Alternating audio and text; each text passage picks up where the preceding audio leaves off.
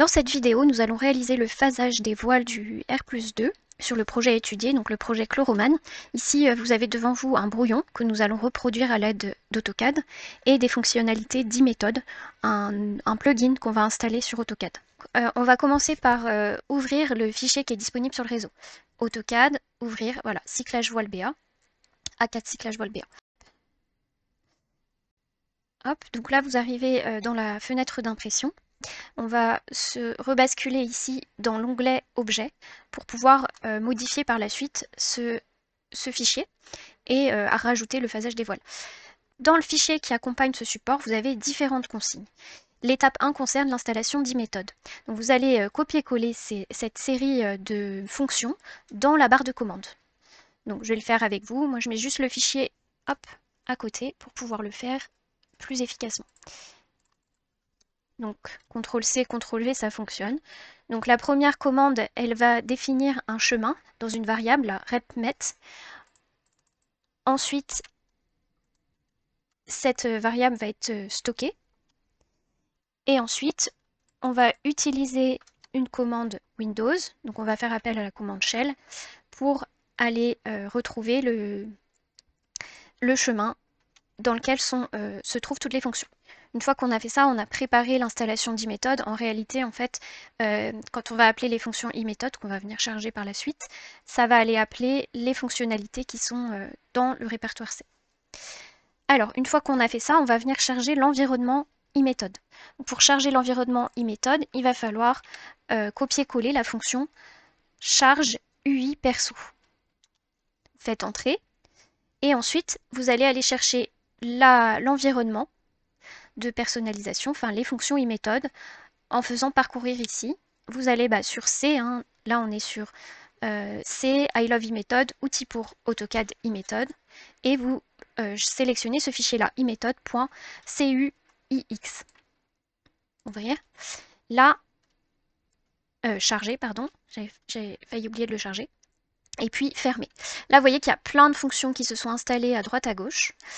Donc il va falloir prendre le temps de les placer sur la barre de texte, sur la barre de commande ici pour éviter qu'elle se superpose à d'autres fonctions.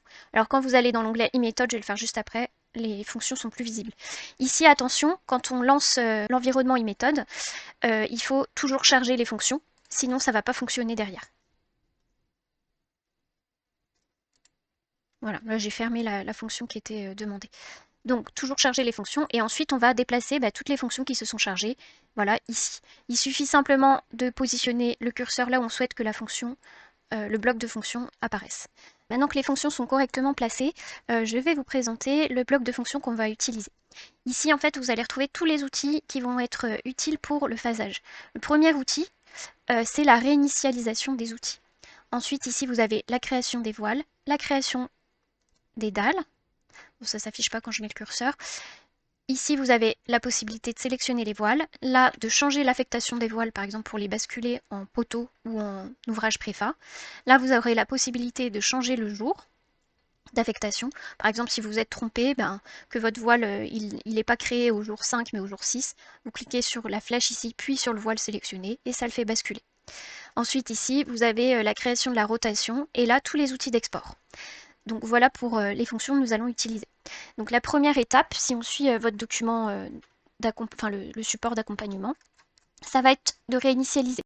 Avant de réinitialiser, on va vérifier l'unité du plan, parce que pour utiliser e-méthode, il va falloir travailler en centimètres. Donc je me mets dans l'onglet début, puis mesurer, distance, et je prends un voile. Par exemple celui-ci.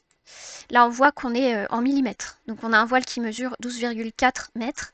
Le fichier source est en millimètres. Donc, on va utiliser la fonction échelle. Pour cela, je sélectionne tout. Ensuite, je vais chercher la fonction échelle qui se situe ici.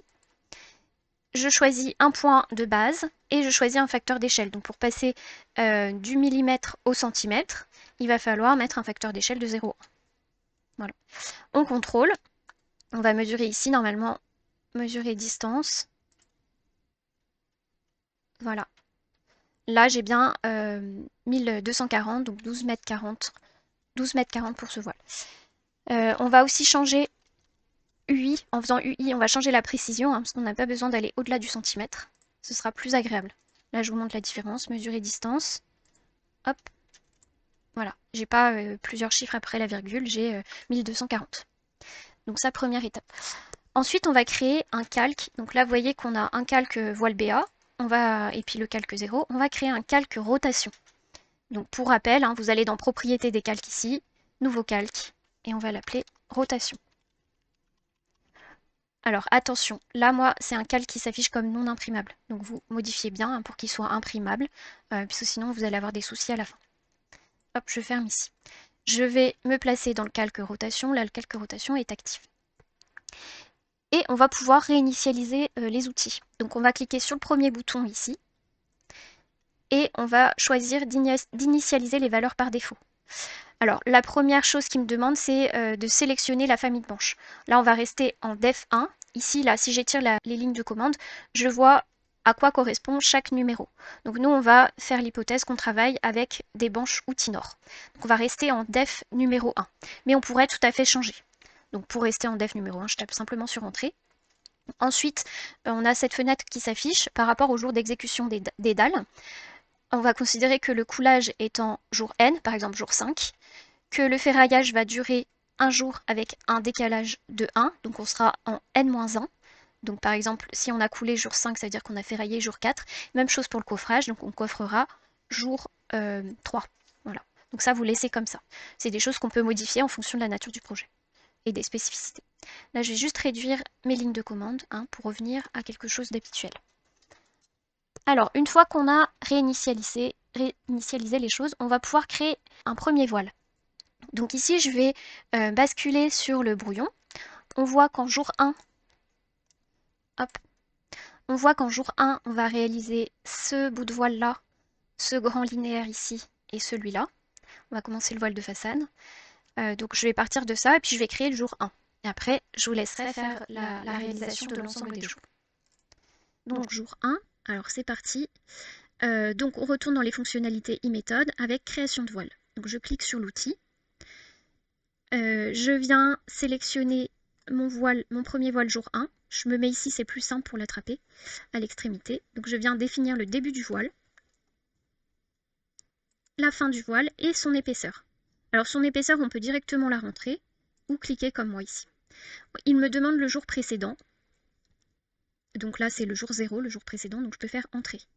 Et vous voyez qu'on a créé le premier linéaire jour 1. Je refais un deuxième exemple avec le voile qui est situé en partie inférieure. Donc je reprends la fonction, début du voile. Là, je vais arrêter le voile au droit. Alors attention, vous avez peut-être l'accrochage comme moi à la grille d'activer. Donc vous le désactivez, ce sera plus simple. Fin du voile est situé ici. On le fait apparaître par extension à cet endroit-là. Et l'épaisseur, comme ceci. Alors là, ici, si on ne veut pas incrémenter d'un jour, sinon on va passer jour 2, on se met à 0 ici. Vous obtenez ce résultat. Et donc, on va continuer jour par jour à représenter le phasage qui est indiqué dans le document. Vous arrivez à ce résultat-là, donc il se peut que vous ayez certaines zones, comme moi, difficilement lisibles. Donc, il ne faut pas hésiter à utiliser la fonction déplacer. Voilà, par exemple, hop, on sélectionne un point et on se décale. Avec la fonction, combinée avec la fonction ortho, je pense que c'est pas mal. Je vais activer le mode ortho. Comme ça, on fait que des translations. Mince.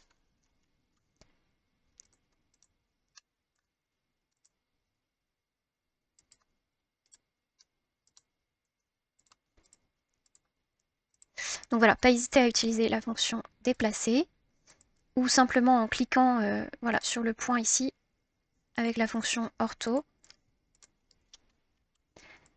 N'hésitez pas aussi à désactiver l'accrochage objet qui peut vous gêner.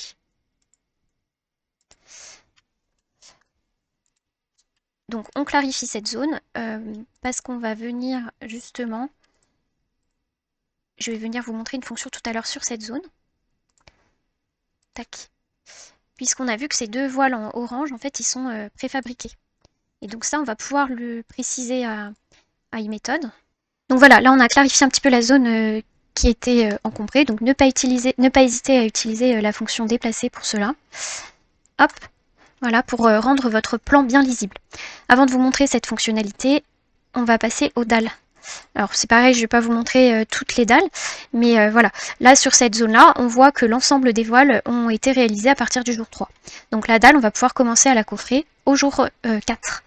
Donc on va utiliser la fonction dalle, hein, qui est ici, et on va définir le contour de la dalle. Alors, on remet l'accrochage aux objets. Donc je fais tout le tour de la dalle, je définis ainsi son contour.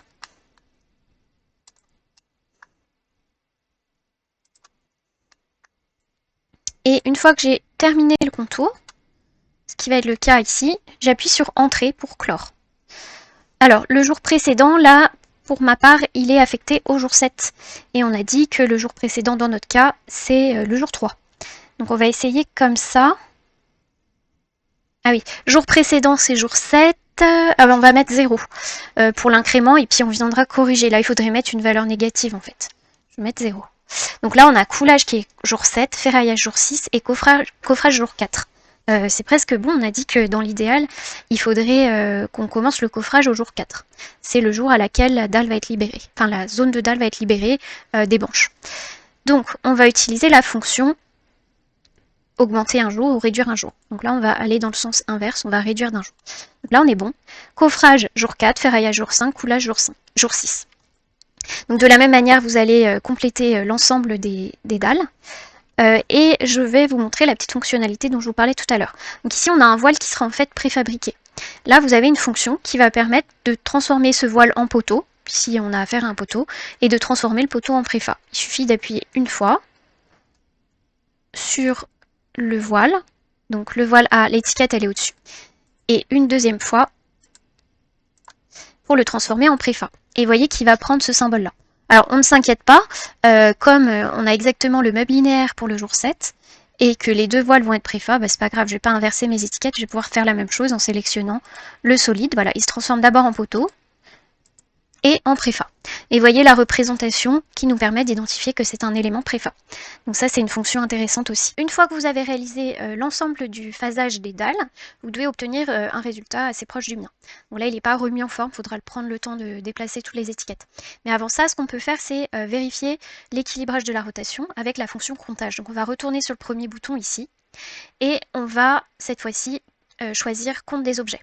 Là, il me demande de sélectionner les objets. Je sélectionne l'ensemble du projet et je tape sur Entrée. Et là, vous voyez que dans l'invite de commande, on a le détail. Par exemple, en jour 5, on voit qu'on a 63 mètres carrés de dalles coffrées. En jour 6, on en a un petit peu moins, 47 mètres carrés de dalles coffrées. Le jour 7, on tombe à 28, donc là, on voit que c'est pas équilibré. Peut-être qu'il faudrait que jour 6 et jour 7 se cumulent pour avoir un résultat proche des 63 mètres carrés, etc. Pour les verticaux, on voit qu'on a un cyclage qui est plutôt bien équilibré pour les jours 1, 2, 3, avec autour de 20 mètres linéaires par jour. Par contre, entre jour 4 et jour 5, on a un petit déséquilibre. Il faudrait basculer quelques voiles en jour 4 pour retomber sur les 20 mètres linéaires. Jour 6, on retrouve nos 20 mètres linéaires. Et jour 7, par contre, on tombe à 9 mètres linéaires. Après, c'est normal, c'est la fin de la rotation. Là, on peut se dire que l'équipe voile, elle va être amenée à travailler sur la zone qui a été coulée et normalement le coulage a eu lieu jour 7. Donc on va pouvoir commencer à préparer le travail en jour 8 sur cette partie-là. Voilà, donc là ça va vous permettre de corriger un petit peu votre phasage et de mieux l'équilibrer, parce que tout n'est pas optimisé. Donc vous n'hésitez pas à corriger par rapport au brouillon fourni, c'est un petit peu l'idée. Donc vous corrigez à votre manière, vous équilibrez la rotation. Ensuite, une fois que votre rotation est parfaitement équilibrée, et qu'elle vous convient, vous allez pouvoir cliquer sur cette fonction, rotation jour par jour. Cette rotation jour par jour va dupliquer votre dessin sur l'ensemble des jours, avec à chaque fois les voiles réalisées le jour J et les voiles qui ont déjà été coulées. Allez, je vous montre du coup. Pour cela, on va utiliser la fonction qui est ici, rotation jour par jour. On va sélectionner les objets, taper sur Entrée. Et là, AutoCAD me demande un pas de copie. Donc je viens attraper l'angle du voile pour opérer l'angle du bâtiment, pour opérer une translation vers le bas, une translation verticale, et je mets un pas de 2500. Intégrer le coffrage, non, c'est source d'erreur, il vaut mieux qu'on le fasse à la main, et intégrer le tableau non plus, on va le faire par nous-mêmes. Je vais vous montrer comment. Donc là, vous avez la copie jour par jour qui a eu lieu.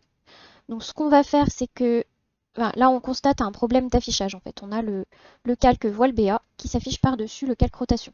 Donc on va régler ce problème d'affichage et puis on va commenter un petit peu. Donc je désactive le calque voile BA. Donc je sélectionne l'ensemble des objets qui appartiennent au calque rotation et, et je vais faire clic droit, ordre de tracé, placer au premier plan.